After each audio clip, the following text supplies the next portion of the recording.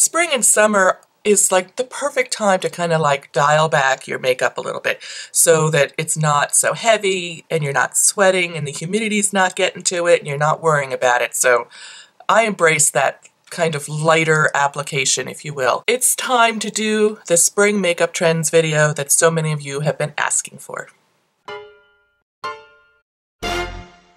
Hi everyone, welcome back. It's Melissa, and today I'm going to bring you the highly requested spring makeup trends video. So for those of you who maybe have not watched one of my makeup trends videos before, what I do is I go online and I look to see what the big makeup trends were during Spring Fashion Week. I pull information from a lot of different sources, and where I see a lot of overlap, those are the ones that I highlight in particular for this video. There are tons of other ones that I'm not going to really touch on, but if you're interested in looking at all my research and maybe doing a deeper dive into what the spring trends were, you can go ahead and check out my Pinterest board, which I'll include a link below so that you can check that out. So what I generally do is after I do my research, I comb through my collection and I pull things that I think will work in the different categories that I found. This is definitely a shop your stash moment. So one of the things I noticed that popped up in a lot of different places is a more natural, softer brow. So maybe it's safe to say we're going to say goodbye to that heavy Instagram brow. Who knows? Some people will not be able to let go of that. But I, for one, have always loved a more natural brow. And for this look today, I went ahead and just combed out my brows with a little spoolie brush, and that was it. If you have a lot of brow, good for you. Just go rock your natural brows if you can. But if you look at your brows and you go, oh, my brows, you know, they're fading away, they're not dark enough, this could be the perfect opportunity for you to try tinting your brows. And I do this all the time at home.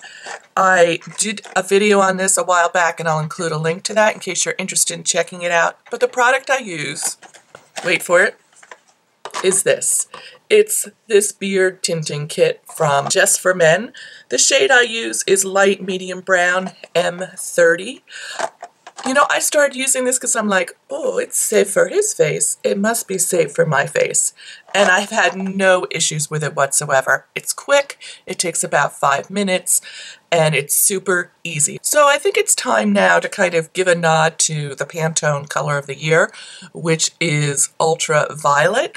I think you're going to see a lot more of that influence throughout the year as time goes on. I am wearing a violet shade on my eye. I think you're going to see it everywhere, from nails to lipstick to hair color to, you know, eyeshadow. I think it's going to be everywhere.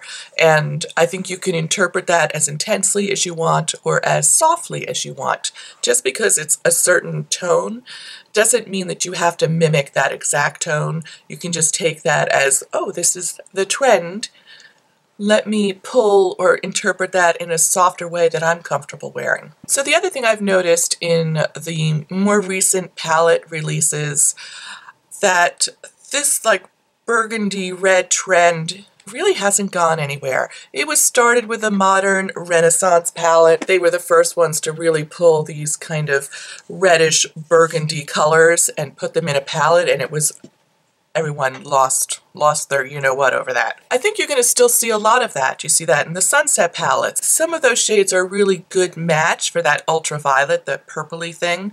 So I think you're going to continue to see that, but I think the tide is changing a little bit. And I've seen that in a couple of newer palette releases, in particular the Mario collab with KKW Beauty with that dark blue as a pop of color, and I've seen that in a bunch of other palettes as well, so maybe we'll get some other colors in our life. Let's talk about skin. So 2 big trends, and that is a really glowy, all over luminous look to the skin, and that can be achieved through, you know, increased skincare. Certainly the influence of K-Beauty has had an effect on that as well. You see a lot of these porcelain looks from K-Beauty that are, you know, starting to appear everywhere. So skincare, I think, is becoming more and more important. This is a time to pull out some of your glowier foundations. I picked out my very glowiest foundation, which is this Maybelline Dream Cushion foundation, which is super glowy but super pretty. And I just applied this kind of a sheer wash of this across my face. But there are other ways that you can absolutely get a glowy look to your foundation. You can use a couple drops of a facial oil, rub them between your hands and just kind of pat it along on key points. You can use a finishing spray like this MAC Fix Plus, which can enhance the dewiness, knock down the powder, enhance the dewiness. Also, this one from Paula's Choice, the Refreshing Moisture Mist, is another one that I have in my collection. The mist is not as fine on this as it is in this. There are tons of finishing sprays, some that offer a matte finish and some that offer a dewier finish. So certainly take a look at those. Obviously, you can pull your highlighters out. I have these little ones from Becca. I have a little sample from Buxom, but the one I used today was this one from Laura Mercier because this is the one I love. And it's funny because it's called a Matte Radiance Baked Powder. Like, can you be matte and can you be radiant? Oh, yeah, you can. It doesn't have any sparkle in it, but it has that glow. And I went ahead and applied it to my cheeks, and I also put a little bit on my brow bone just to give that a little bit of a lift. I love this powder. It's one of my favorites, particularly because I'm an older gal and things with a lot of glitter or shimmer to it really can enhance any kind of texture to my face. So here's a little tip for you. If you have some texture around this area, find the part of your face that is the smoothest and apply it there. So for me, that's like right here across my cheekbone. I can't bring it up too high, otherwise I just age myself by 10 or 20 years. But definitely is certainly a great time to bring out your highlighters. It's also a great time to look in your collection and see if you have any of those shimmery type blushes. Blushes that have a little bit of shimmer's not the right word, glowy blushes. Because you don't want anything glittery. It's a very subtle kind of glow that we're going for. What I chose for today was one of the shimmer bricks from Bobbi Brown. This one is in Rose. These are really a classic from her line, and she always offers them in a bunch of different shades. That's what I'm wearing for a blush. One of the things I love about this is it's very sheer, so it doesn't look like a big heavy blush on my cheeks because there was not a lot of emphasis on blushing in the research that I did. So, you know, I still wanted a little bit of color there, so I went with the shimmer brick because it is just practically my holy grail for summertime. But I have a couple other in my collection that I want to share with you. This one from Milani, the Dolce Pink Baked Blush, is awesome. It's just a beautiful sheer pink that has a little pop of glow to it. This one from It Cosmetics, they have a couple of different shades. This is the CC Radiance Ombre Blush. My shade happens to be Sugar Plum. This is a little bit more fall shade, but I wanted to pull this out in case you had one of the other like lighter shades in your collection, and those would be an awesome choice. So Becca also has their luminous blushes. This is in the shade Snapdragon. It's a little bit more of a corally shade. Offers a really subtle, beautiful glow as well if you apply it with a light hand.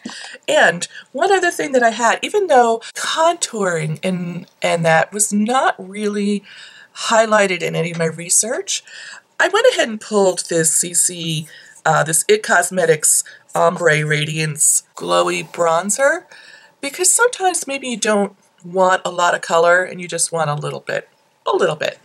So this is one that I like a lot. My hair is falling. So the other thing as far as complexion goes was a lot of bare-faced complexions where you know, the models had little or no makeup. Now, I'm sure they had makeup on. The editorial said they had, you know, no naked skin. I don't believe that.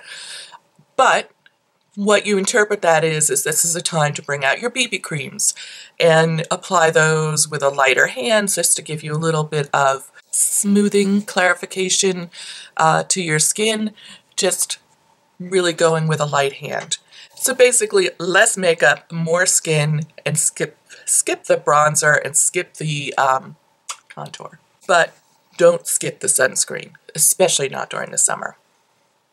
And honestly, even if your foundation has sunscreen in it, I would apply something underneath that because I don't think that is really strong enough. That's just my opinion. All right, it's time to talk about eyes. Whew, so much to talk about. So probably the biggest trend I saw everywhere was a pop of color. And I'm talking like some really bold colors. Orange and yellow and bright blue, really saturated, I would say almost neon colors, which, whew, that is hard to wear. But they showed them as an all-over color on the lid, sometimes as a little bit of a liner, or also just like a reverse liner, smudging them under your eye a little bit. I chose to do a pop of color today because this is a shout out to all my hooded eye girls. This is your time to shine.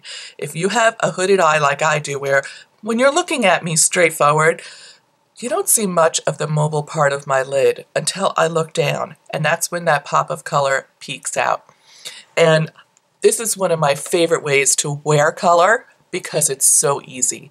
And I'm sorry, if you have a big exposed lid, this doesn't really work for you. It's only for my hooded eye girls. If you have a big exposed lid, try liner, try a soft wash of color. You know, there are other options for you.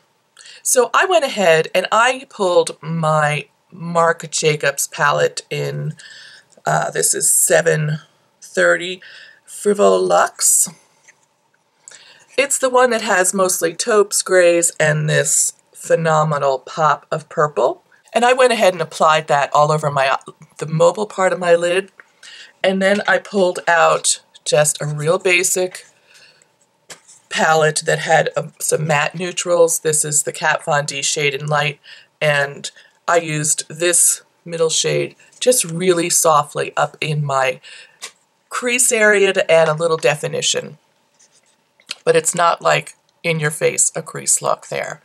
And I finished it off with using a little bit of this Laura Mercier Glowy Matte Radiance along my brow bone.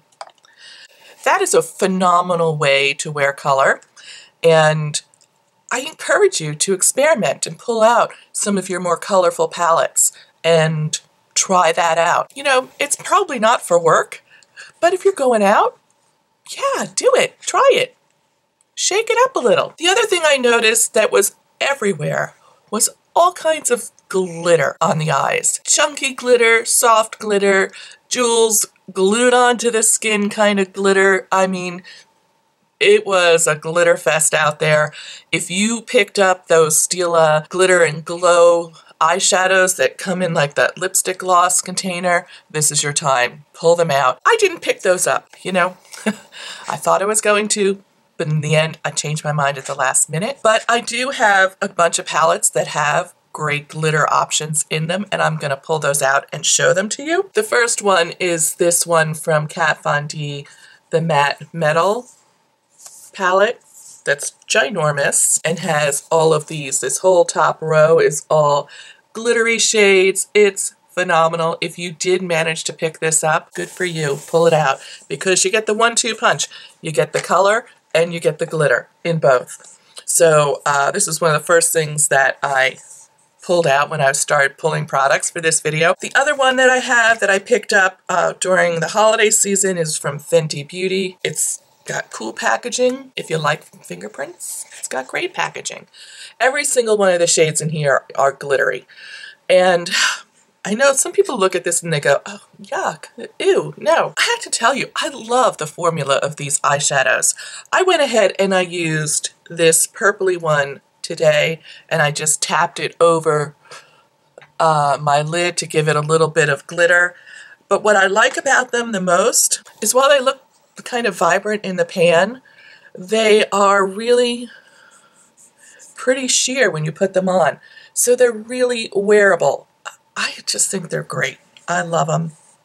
I try and reach for these as much as I feel appropriate. I can see me using those during the summer when I just want a little soft shadow on my lid that has a little shimmer. So it's almost like a no makeup look, but yeah, there's a little something there. So the next one I pulled out is from Pat McGrath. This is the Mothership 1 Subliminal Eyeshadow Palette. This is super high end, and there are a lot of shimmer shades in here. I adore this palette, and I adore this formula. It's super delicious. These are super shiny without being too chunky, glittery. They go on, some go on sheer, some go on more saturated. They're right here. I picked this one because it had some nice matte neutrals in here so that I could use this as like an all-in-one. So it has some great matte shades in there as well as these glittery ones, because for the price point I really wanted to be able to use it as a standalone palette. I don't regret buying this one at all. So a couple more things to wrap up the eye section.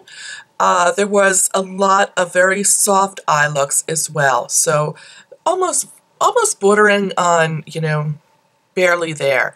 Just a soft wash of a color. You put all over the lid, up into the crease, no muss, no fuss. I think that's perfect for this time of year. It was really beautiful and almost ethereal. So that's something I'll definitely be playing around with. I did a whole video on one shadow looks because they can be so beautiful and so simple to wear and just super quick and super easy. So definitely check that out. But don't discount a simple look. Say, oh, I didn't do anything. Yeah, you did. So the last two items under this category are liner and mascara. There was tons of different like graphic eyeliners. I feel like they do this every season. There's nothing really new and exciting in this story. I think that designers try and make a bold graphic eyeliner for their shows, but the reality is that's not very wearable in real life because people are going to think you're crazy if you have like hash marks all over your lids with your eyeliner. They're just going to think you're crazy. Interpret that the way you want. Wear liner if you want to. Don't wear liner if you don't want to.